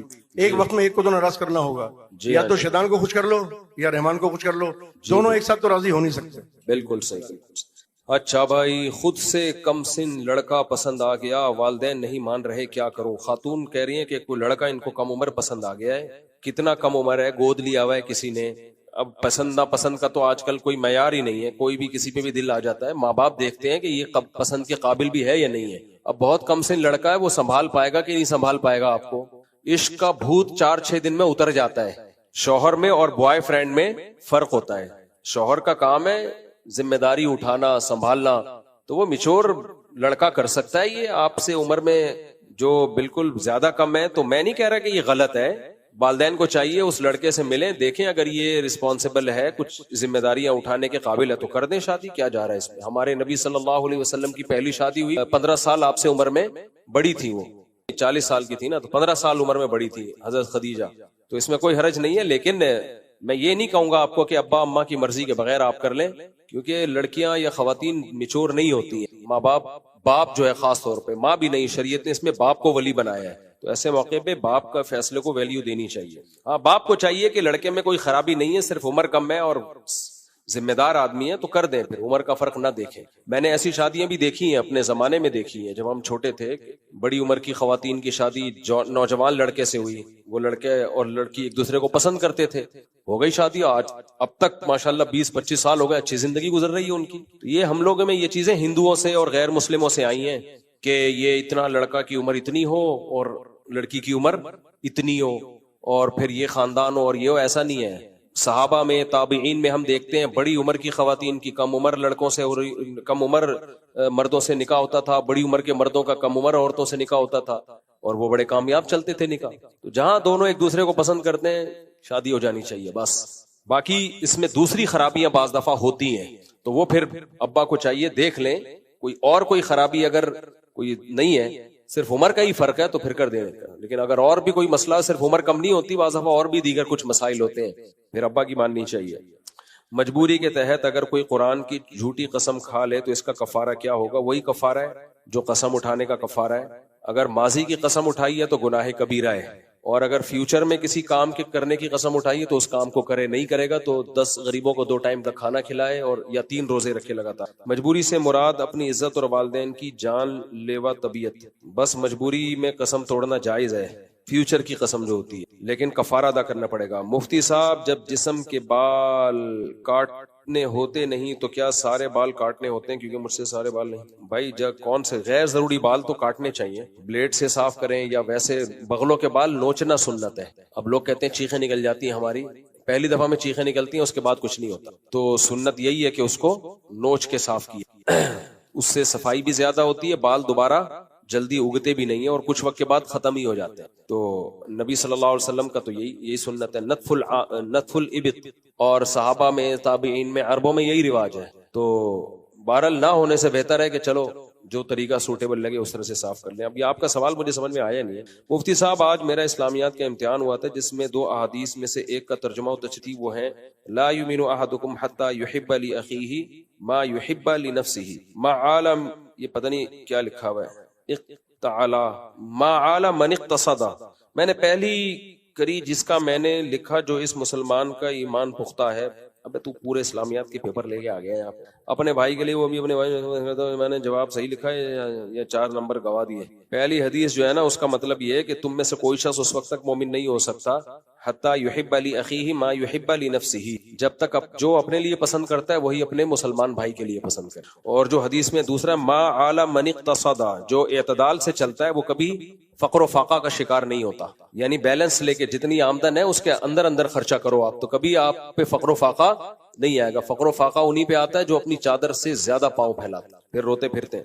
مفتی صاحب کیا بیٹھنے سے وضو ٹوٹ جاتا ہے؟ کیا لکھا ہوا ہے یار, اردو کی واٹ لگائی ہوئی ہے لوگوں نے یار, اتنی اردو کی رائٹنگ کی بیڑا غرق ہوا ہوا ہے.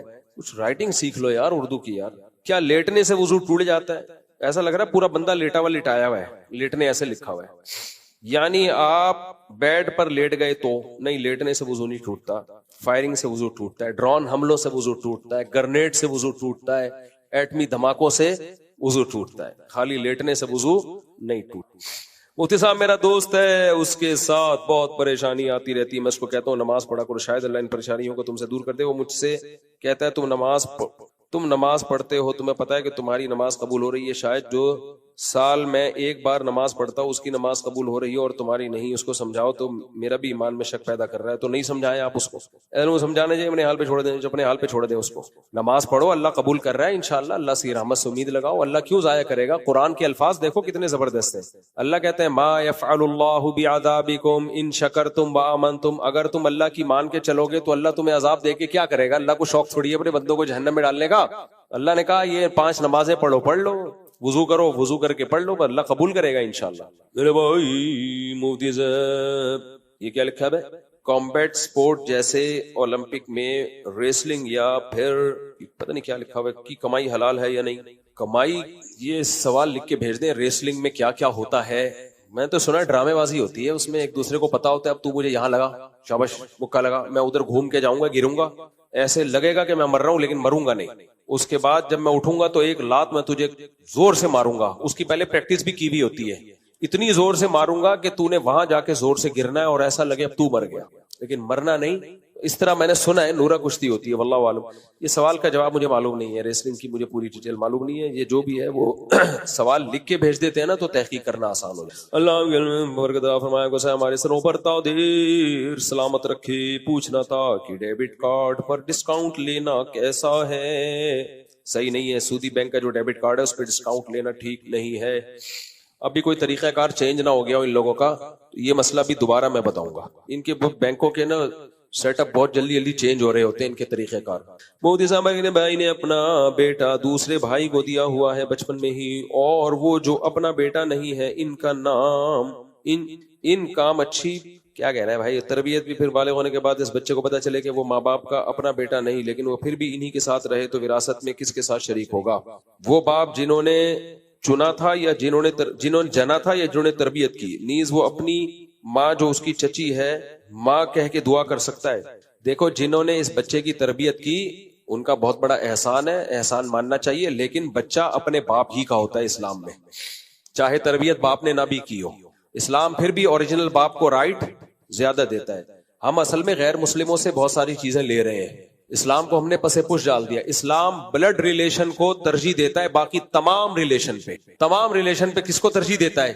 Blood relation. وَأُولُو الْأَرْحَامِ بَعْضُهُمْ أَوْلَى بِبَعْضٍ فِي كِتَابِ اللَّهِ. اللہ کہتے ہیں جو رشتے ہیں نا خونی رشتے, وہ اللہ کی نظر میں سب سے پہلے ہیں. تو باپ کا رشتہ چچا سے زیادہ بڑا ہوتا ہے. تو اس بچے کو چاہیے بالغ ہونے کے بعد اپنے باپ کے ساتھ صلہ رحمی کرے. ولدیت میں باپ ہی کا نام ڈلے گا ساری زندگی, چاہے کوئی بھی پالے. اور ماں باپ نے بڑا ظلم کیا کہ بچے کو بچپن میں بتایا نہیں کہ تمہارا اوریجنل باپ کون ہے. بڑے ہو کے پتا چلتا ہے, بچہ بہت زیادہ ڈسٹرب ہو جاتا ہے اس سے. بچپن سے بتا دو بھائی تمہارے باپ یہ ہیں, پلتے تم یہاں پر ہو تو کوئی حرج نہیں ہے اس میں. ابا وہ ہیں لیکن تمہیں پال کون رہا ہے؟ تمہارے ابا کی پرمیشن سے یہ پال رہے ہیں, تو کیا جا رہے ہیں اس میں. لیکن وراثت بھی باپ سے ملے گی, اس کی وراثت بھی باپ کو ملے گی, اور باپ اور چچا کے آرڈر میں ٹکراؤ ہوگا تو کس کی مانی جائے گی؟ باپ کی مانی جائے گی, جو خونی رشتہ ہے. اسلام بہت زیادہ خونی رشتوں کو اہمیت دیتا ہے. مفتی صاحب میں ڈیفینس سے ہوں. میں نے آپ کا ایک کلپ سنا جس میں آپ نے فرمایا کہ جو امام کے مشرکانہ خیالات ہوں, جیسے مثلا حضور صلی اللہ علیہ وسلم کو حاضر ناظر جانتا ہے اور ان سے مدد طلب کرتا ہے, اس طرح کی بات آپ نے کی. تو یہ تو تقریباً تمام ہی جو بریلوی مسلک کی مسجدیں ہیں تو ان میں یہی ہے, تو پھر اس کا مطلب ہے کہ بریلوی مسلک کی مسجدوں میں نماز جو امام کے ساتھ نہیں پڑھ سکتے ہم؟ نہیں, بریلویوں میں تمام لوگوں کا یہ عقیدہ نہیں ہے. ان میں کچھ معتدل بھی ہیں جن کا یہ عقیدہ نہیں ہے کہ نبی ہر جگہ موجود ہے, ہر جگہ حاضر ناظر ہے, ہر چیز کا اللہ نے آپ کو علم دیا ہے. تو یہ تمام بریلویوں کا عقیدہ ہے نہیں. تو ہمیں کیسے پتا ہمیں کیسا جب آپ کو نہیں پتا چل رہا تو مجھے کیسے پتا چلے گا؟ تو آپ نے تحقیق کرنی ہے نا. ٹھیک ہے. کچھ چیزیں ایسی ہوتی ہیں لوگ کہہ رہے ہیں ہمیں پتہ نہیں چل رہا, وہ سمجھ رہے ہوتے ہیں کہ مفتی صاحب کو پتہ چل رہا ہے. لوگ آگے پوچھتے ہیں مفتی صاحب ایک رشتہ آیا مجھے پتہ ہی نہیں چل رہا کہ یہ لڑکی ٹھیک ہے کہ نہیں ہے. تو میں کہتا ہوں جب تجھے پتہ نہیں چل رہا تو مجھے کہاں سے پتہ چلے گا, میں تو جانتا ہی نہیں ہوں اس کو. یہ جو بچے کا مسئلہ آپ نے بتایا اس کا وہ کلپ بنے گا؟ کیڑا بچہ؟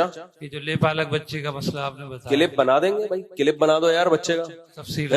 پچھلے ہفتے میں نے زیادہ ڈیٹیل سے بنایا, اس کا کلپ بنا دو, وہ نیٹ پہ چل جائے گا انشاءاللہ. وہ ہمارا انڈیا میں جو چینل بند ہوا تو ابھی انڈیا کے لیے کون سا چینل کھولا ہے؟ اچھا ہمارا انڈیا نے چینل ہی اڑا دیا ہے. مفتی صاحب زیادہ تر تو ہمارے لوگ وہاں سنتے تھے. چلو ملک کے لیے اتنی قربانی تو بنتی ہے یار. مفتی صاحب انڈیا سے جنگ میں فتح حاصل ہوگی, ان کی عورتیں باندی کہلائیں گی یا پھر ان سے 4 شادیاں کر لیں؟ اور باندی کون کہلاتی ہے, کن کے لیے ہوتی ہے؟ انڈیا کی جنگ میں انشاءاللہ فتح ہمیں حاصل ہوگی, لیکن ان کی عورتیں باندی نہیں کہلائیں گی. باندی پہلے زمانے میں ہوتی تھی جنگ میں جو عورتیں قبضے میں آتی تھی, کیونکہ پوری دنیا میں ایگریمنٹ تھا. اب پوری دنیا میں ایگریمنٹ یہ ہے کہ کوئی کسی کی عورت کو باندی نہیں بنا سکتا, نہ غلام بنا سکتا ہے نہ باندی. تو اسلام نے معاہدوں کی پابندی کا حکم دیا ہے, تو لہذا اب نہیں ہو سکتا. السلام علیکم مصطفیٰ. وعلیکم السلام, کیا حال ہے؟ ٹھیک ٹھاک جی. اللہ کا شکر. مفتی صاحب وہ جو مارشل آرٹس والا سوال آیا تھا ابھی آپ کے پاس پرچی پہ, اچھا مارشل آرٹس والا کہ اس کی کمائی جائز ہے, یہ جیسے محمد علی وغیرہ باکسنگ لڑتے ہیں, ان کے حساب سے مطلب ان کے کپڑے بھی اس طرح کے نہیں ہوتے, اور یہ فیئر لڑائی ہو رہی ہو اگر تو اس طرح اس میں جائز ہے؟ دیکھو سطر چھپانا بہرحال فرض ہے. مسلمان مرد کے لیے جائز نہیں کہ ناف سے لے کے گھٹنے تک کسی بھی جسم کے عضو کو ظاہر کرے. کھیلوں میں اس کا خیال کیا کرو. مارشل آرٹ تو سیکھنا چاہیے, ہم بھی سکھا رہے ہیں اپنے بچوں کو. جاتے ہیں روزانہ پڑھائی سے جب فارغ ہوتے ہیں تو ٹھشن سیکھ رہے ہوتے ہیں وہ بھی. تو یہ تو صحت مند قوموں کی علامتیں ہوتی ہیں, لیکن لباس ناف سے لے کے گھٹنے تک یہ چھپانا فرض ہے. تو اس کو کھولنا ظاہر جائز نہیں ہے. انگریزوں پر کو فالو مت کرو, ان کا تو کوئی ہے ہی نہیں نا, چڈے بنیان جو مرضی وہ پہنے, نہیں پہنے تو بھی ٹھیک ہے ان کے. ہم مسلمان ہیں بھائی, ہمیں شریعت نے کچھ حدود رکھی ہے ہماری. باقی آمدن کا اس سے تعلق نہیں ہے کہ کیا پہن کے لڑ رہا ہے. آمدن کا تعلق اس سے کہ جو کام کر رہا ہے وہ بذات خود جائز ہے یا نہیں ہے. مثال کے طور پر ایک مزدور اگر کنواں کھودتا ہے اور اس کو کنواں کھودنے کی اجرت ملتی ہے تو جائز ہے, چاہے وہ پورے کپڑے پہن کے کھودے یا چڈی بنیان پہن کے. اب چڈی پہن کے بھی اگر اس نے کنواں کھودا ہے تو کنویں کی آمدن تو حلال ہوگی نا, اس لیے کہ یہ آمدن چڈی پہننے کی نہیں مل رہی, یہ آمدن کس چیز کی مل رہی ہے؟ کنواں کھودنے کی. تو ہم اس کو کہیں گے بھائی تو پورے کپڑے پہن کے کنواں کھود, یہ گناہ مل رہا ہے. تو جو چڈی پہن کے کنواں کھود رہا ہے گناہ مل رہا ہے, لیکن اس کی آمدن حرام نہیں ہوگی. آمدن جب حرام ہوگی جو چڈی کے اشتہار میں آئے, چڈی پہن کے بتایا گئے تھے چڈی پہن کے میں ایسا لگتا ہوں اور کمپنی اس کو پیسہ دے رہی ہو, یہ آمدن حرام ہوگی اس کی. نہیں آئی میرا خیال ہے بات چڈی بنیان.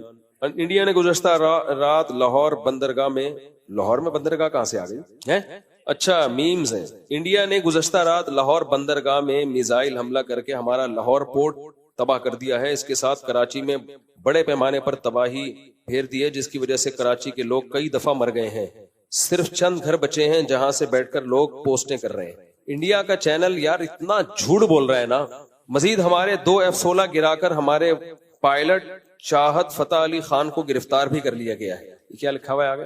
ان سب کے بعد فائنلی ہماری آرمی چیف صاحب کو بھی گرفتار کر لیا گیا. صورتحال میں قوم کیا کرے یار. دیکھو جب جنگ ہوتی ہے نا تو بہت لمبی لمبی پھینکی جاتی ہے. آج صبح کسی نے ویڈیو بھیجی کسی دوسرے کنٹری سے کہ کراچی ایئرپورٹ کو چاروں طرف سے گھیر لیا گیا انڈین نے اور یہ ہو گیا. میں نے کہا بھائی اب تو کچھ بھی نہیں ہوا, اللہ کا شکر ہے بیٹھے ہوئے. تھوڑے بہت تو ہوتا ہی ہے, وہ تو جب جنگ ہوتی ہے تو کچھ نہ کچھ تو نقصان ہوتا ہی ہے. تو پروپیگنڈے کا شکار نہ ہو. ابھی مودی اتنی بوکھلاہٹ کا شکار ہے, خود ہی اپنے ملک میں مزید دھماکے کرا رہا ہے. وہ ہاں یہ کر دیا, ہاں وہ کر دیا, اتنے لوگ مر گئے, یہ کر دیا وہ کر دیا. وہ چاہ رہا ہے کچھ ہو بھائی, کچھ ہلچل پیدا ہو, کیونکہ اس نے ابھی الیکشن آ رہے ہیں, اس کے لیے ووٹ چاہیے. اس کام تو دھیلے کا نہیں کیا اس نے انڈیا میں, صحیح ہے نا. تو پھر یہی طریقہ ہوتا ہے ووٹنگ کے لیے. تو ہاں تو ہمارے ISPR کا بیان آیا ہے بھائی اگر ہم نے حملہ کیا ہوتا نا تو ہم بتاتے ہم نے کیا ہے, اور انڈیا اس کو چھپاتا. ہم نے نہیں کیا, اس لیے انڈیا اس کو کیا کر رہا ہے, اچھال رہا ہے. جب بھی کوئی فوج حملہ کرتی ہو تو چاہتی ہے کہ دنیا کو نظر آئے ہم نے یہ کر دیا. جیسے 5 طیارے گرائے, میرے پاس جو رپورٹ ہے وہ 7 طیاروں کی ہے, لیکن آفیشلی جو اعلان ہوا ہے وہ 5 طیاروں کا ہوا ہے. تو چلو 5 ہی مان لیتے ہیں اس کو. تو 5 طیارے گرائے تو انہوں نے بتایا نا ہم نے گرائے ہیں. تو پاکستان جو کام کرے گا وہ بتا دے گا کہ یہ ہم نے کیا ہے. لیکن بات یہ ہے کہ وہ خود ہی شور شرابہ, ادھر ہم نے یہ کر دیا اور انہوں نے یہ کر دیا, ایسے چل رہا ہے. کچھ ہو. لیکن ہم بہت ڈھیٹ لوگ ہیں, ہمیں نہیں ہو رہا کچھ, ہمیں کچھ نہیں ہو رہا. اچھا انڈیا میں نا ووٹ ملتا ہے پاکستان دشمنی کی بیس پہ, مجھے ووٹ دو میں پاکستان کی اینٹ شیٹ بجا دوں گا, میں یہ کر دوں گا, میں یوں. پاکستان میں اس بیس پہ ووٹ نہیں ملتا. اگر کوئی یہاں سیاسی لیڈر کھڑا ہو اور بولے میں انڈیا کی ایسی کی تیسی کر دوں گا, الیکشن میں جیتے گا ہی نہیں وہ. ہمارے لوگ بولیں گے کیوں کر دے گا بھائی, ان کو رہنے دو, آرام سے جینے دو یار. تو اس سے پتہ چلتا ہے جو عسکری لحاظ سے اسٹیبل ہوتے ہیں نا وہ گھبرائے ہوئے نہیں ہوتے, وہ بلا وجہ کی بھڑکیاں نہیں مار رہے ہوتے, بلا وجہ کی دھمکیاں نہیں دے رہے ہوتے وہ. تو ہمارے ہاں اس بیس پہ ووٹ نہیں ملتا کہ میں انڈیا کی ایسی کی تیسی کر دوں گا, میں واٹ لگا دوں گا. کوئی مجھے نہیں یاد پڑتا کسی سیاستدان نے کہا کہ مجھے ووٹ دو میں یہ کر دوں گا, میں وہ کر دوں گا. اگر کوئی سیاستدان یہ نعرہ لگائے تو ووٹ ملیں گے ہی نہیں اس کو, اس لیے لگاتے ہیں. انڈیا میں ووٹ اس بیس پہ, جو شدت پسند ہندو ہیں ان کی بات کر رہا ہوں, ان کی طرف سے ووٹ اسی بیس پہ ملتا ہے کہ میں پاکستان کی واٹ بھائی پاکستان کا رقبہ تمہارے لحاظ سے بہت تھوڑا ہے, آبادی تمہارے لحاظ سے بہت کم ہے, فوج کی تعداد تمہارے لحاظ سے بہت تھوڑی ہے, پھر بھی تم میں یہ کر دوں گا, میں وہ کر دوں گا. اس کا مطلب گھبرا تم رہے ہو اور ہمیں یہ شو کر رہے ہو کہ ہم گھبرا رہے ہیں. ہم نہیں گھبرا رہے. ہمارے یہاں میمز پہ میمز بنی چلی جا رہی ہے میمز پہ میمز. کل ایک صاحب مجھ سے ملے اور کہنے لگے یہ کیا تماشا لگایا ہوا ہے یار, یہ کوئی جنگ ہے, ادھر سے ایک ڈرون آ گیا, یوں آ گیا, ایک جنگ ہے. میں نے کہا ٹھیک ہے میں مودی سے بات کرتا ہوں, کوئی بڑا میزائل بھیجے یار, ان کو سمجھ میں نہیں آ رہا. میں نے کہا کیا بات کر رہے ہو, اچھا ہے نا نہیں ہو رہی, اچھا ہے نہیں ہو رہی. تو وہ ان کو اس پہ پاکستانیوں کو اس پہ اشکال ہو رہا ہے کیوں نہیں ہو رہی, یہ کیا مذاق لگایا ہوا ہے, ادھر سے ڈرون آ گیا, ادھر سے میزائل آ گیا, کیا مذاق لگایا ہوا ہے. تو میں نے کہا خوش کو ہو یار, اچھا ہے نا. مجھے غصہ بھی آ رہا تھا ان کے اوپر, ہنسی بھی آ رہی تھی. میں نے کہا میں مودی سے رابطہ کرتا ہوں بھائی, ہماری قوم کہہ رہی ہے کیا اور مذاق لگایا ہوا ہے. شکر کرو کوئی میزائل خدا نخواستہ گر گیا تو پھر بولو گے یہ کیا ہو گیا. السلام علیکم. جنگ کی تمنا نہیں کرنی چاہیے. جی السلام علیکم مفتی صاحب, مجھ سے میں نے آپ سے کچھ سوال کرنے, 2-3 چھوٹے چھوٹے سوال ہیں. جیسا کہ ایک ہے کہ نماز, جو اگر کسی کے بندے کا نماز پڑھنے کا دل نہیں چاہ رہا, مثال کے طور پہ فجر کی کہتے ہیں جب اللہ راضی ہوتا ہے تو بندے کا دل چاہتا ہے, فجر کی نماز پڑھنے کا دل چاہے گا اللہ راضی ہوگا تو, اور اللہ راضی ہوگا تو اسی طرح ظہر کا, عصر کا, مغرب کا اور عشاء کا. اور اگر اللہ راضی نہیں ہوگا تو بندے کا دل ہی نہیں چاہ رہا ہوگا نماز پڑھنے کا.